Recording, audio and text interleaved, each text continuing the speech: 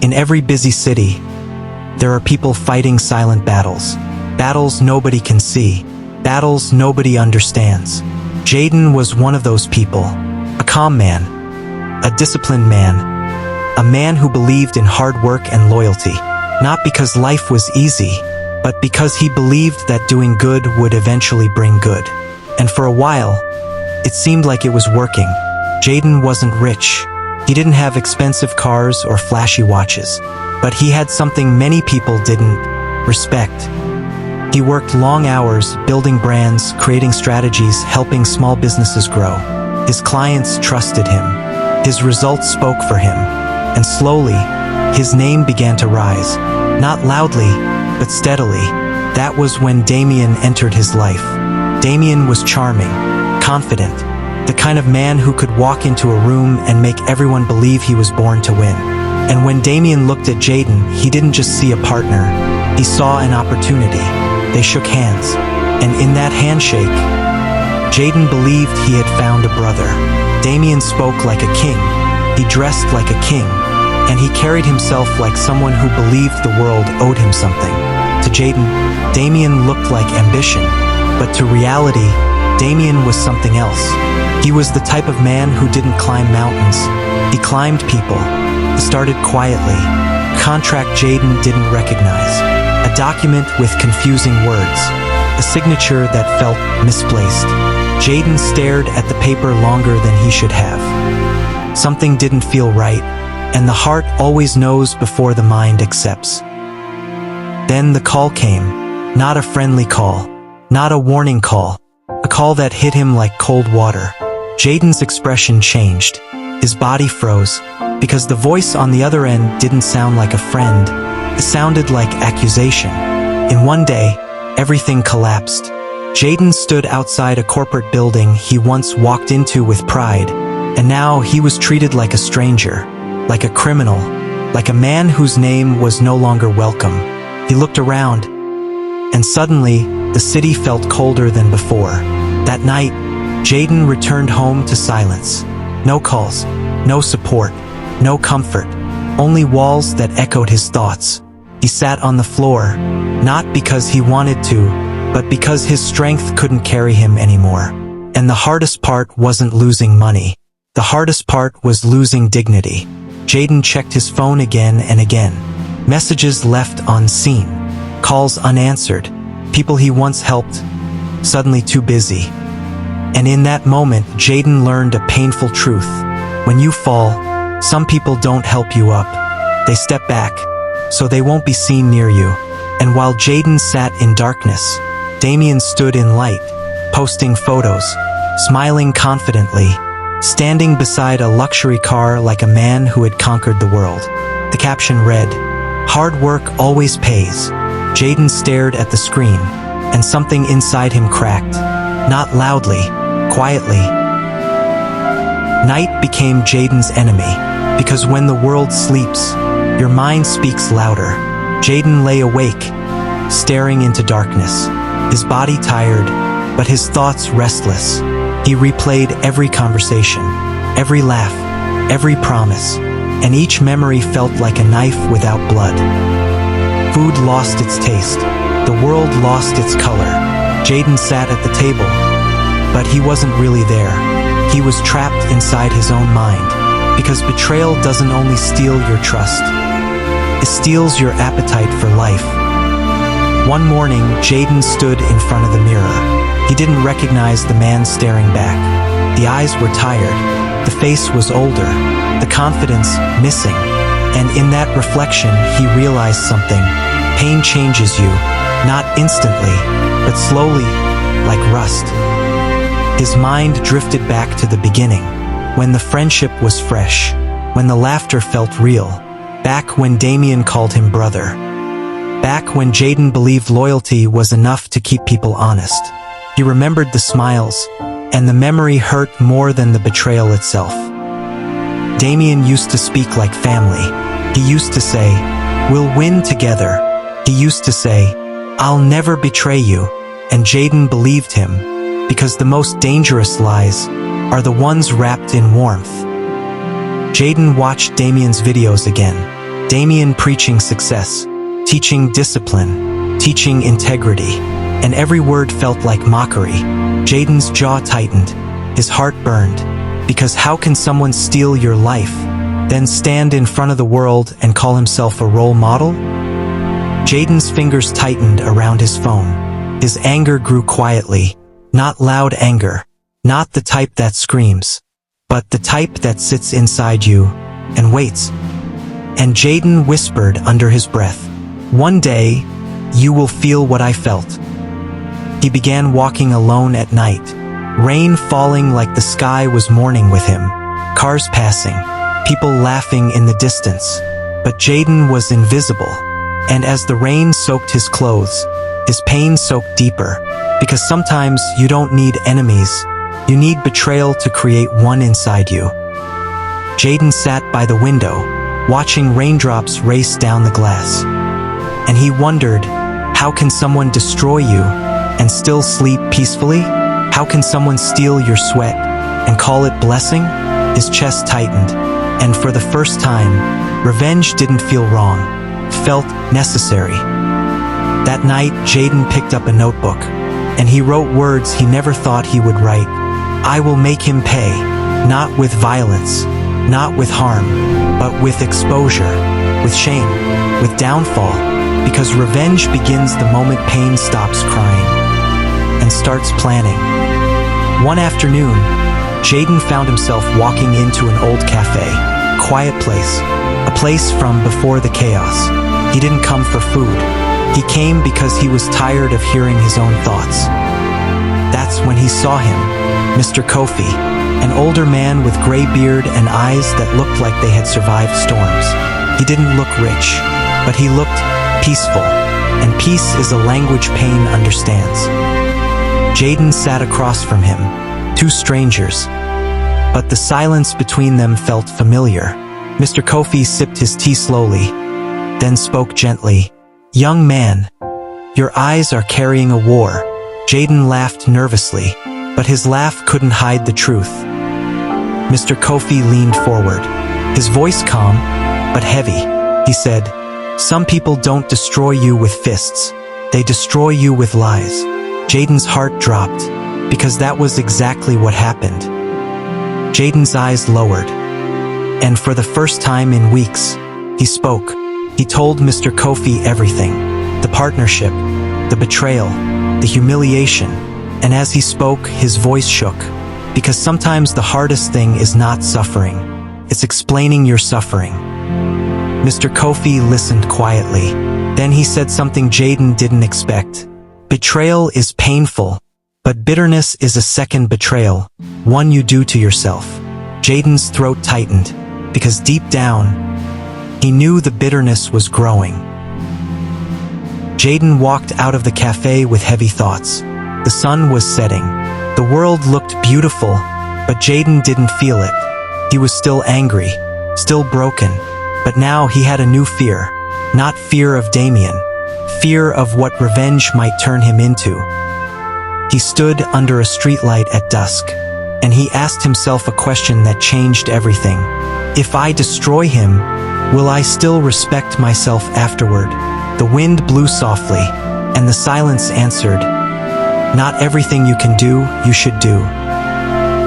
The next morning, Jayden woke up early, not because he felt motivated, but because he was tired of being weak. He ran through empty streets as the sun rose, and with every step, he reminded himself, "I'm still alive." In the gym, Jayden pushed his body until his muscles burned, because physical pain felt easier than emotional pain. But as sweat fell, something else rose, discipline, and discipline is the first weapon of recovery. Jayden began studying business law, contracts, agreements, legal loopholes. He wasn't studying for revenge, he was studying for restoration, because he understood something important. A smart man doesn't just cry after betrayal, he learns how to never be trapped again. He highlighted documents late into the night. Every paper felt like a puzzle piece. Every email felt like a clue. And slowly, Jayden stopped feeling like a victim. he began feeling like a man rebuilding control. He practiced speaking confidently, even when no one was listening, because betrayal had damaged his voice, and Jayden needed to reclaim it. He looked at his reflection and said, "I will not remain silent forever." Jayden began reconnecting with old clients, not begging, not explaining too much, just showing value, one handshake at a time, one conversation at a time, because rebuilding doesn't happen with miracles, it happens with small consistent steps. In the library, Jayden researched, quietly, patiently. He learned about financial tracing, legal evidence, and corporate fraud.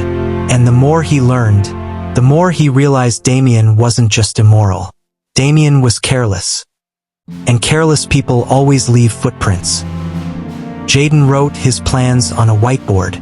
Not plans of destruction, plans of growth, plans of strategy, plans of rebuilding a new identity. Because he understood, if you want to defeat someone who betrayed you, the best way is to rise beyond their reach. One day, a message came in. Not from Damien, not from fake friends, but from someone who still believed in him. It was short, but powerful. "Jayden, keep going. I know who you are." Jayden smiled softly, because even one voice of support can keep a drowning man afloat. Meanwhile, Damien was living like a celebrity, hosting seminars, standing on stage, teaching success like he invented it. People applauded him, people praised him, and Damien believed his own lies. He thought he had won permanently. Damien posed for selfies like a champion, but behind the smile was a man built on stolen foundation. And the thing about stolen foundations is simple.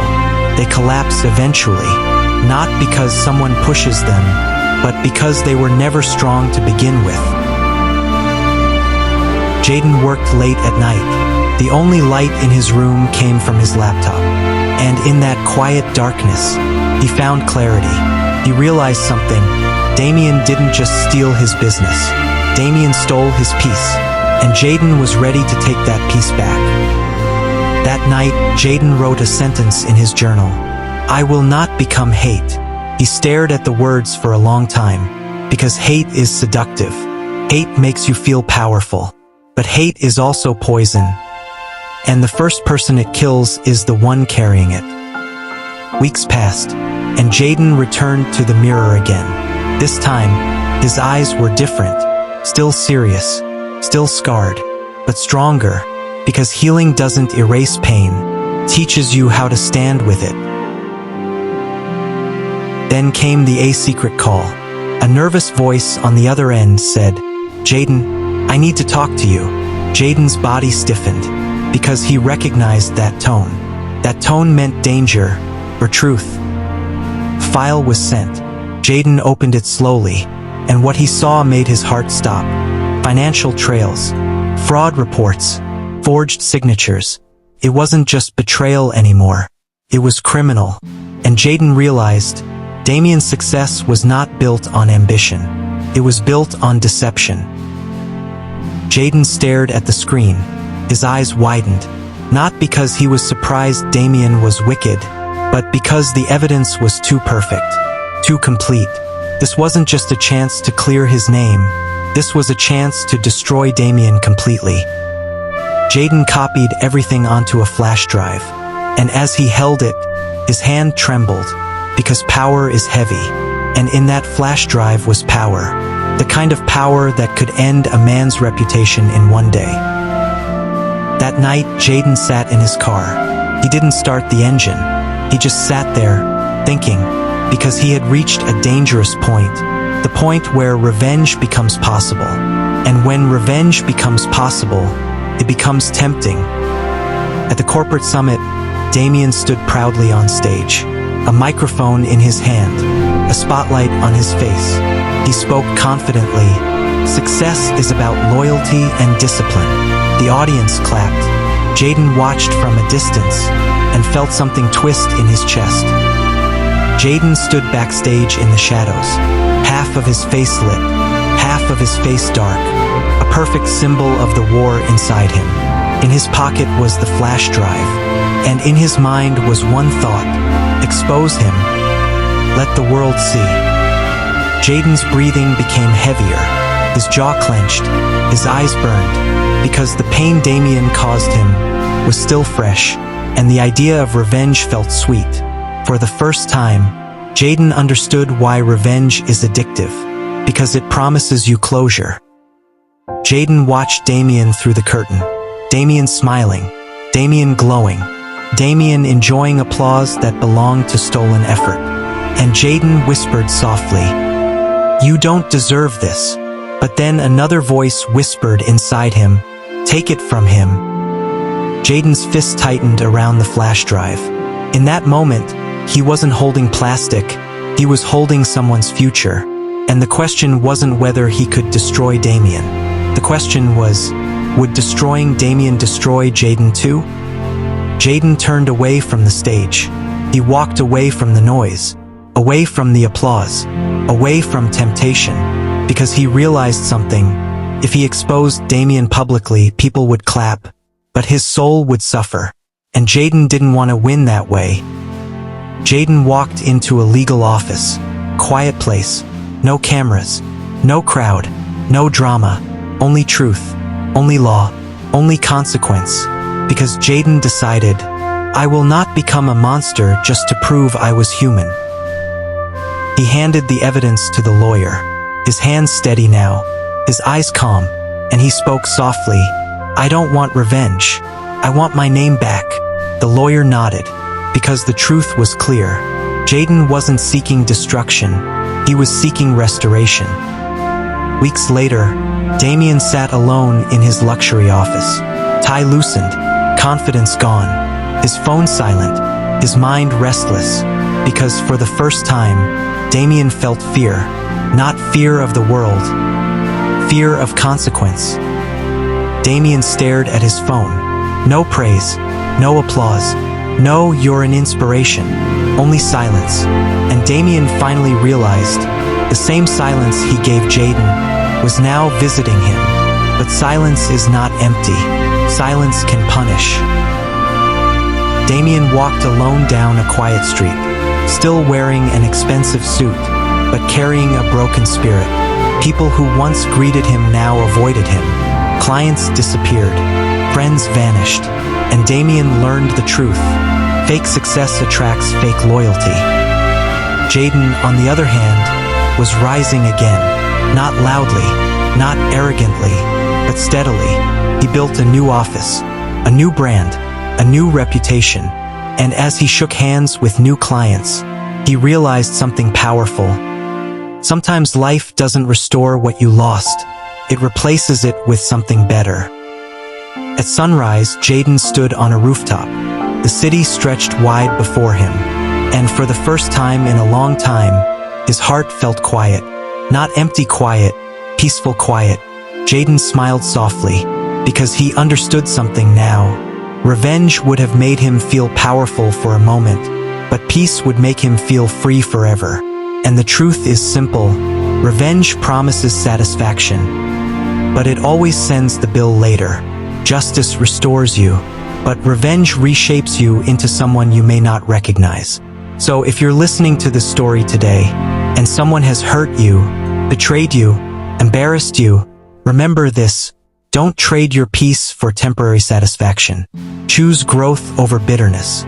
Let truth fight for you, because the greatest victory is not destroying your enemy. The greatest victory is refusing to become them.